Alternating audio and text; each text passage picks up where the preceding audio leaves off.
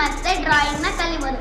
ಇಲ್ಲಿ ತುಂಬ ಕ್ರಿಯೇಷನಲ್ ಆ್ಯಕ್ಟಿವಿಟೀಸ್ ಮಾಡ್ತಾರೆ. ನಮ್ಗೆ ಬೇರೆ ಬೇರೆ ಹೊಸದೆಲ್ಲ ಕಲ್ತ್ಕೋಬೋದು.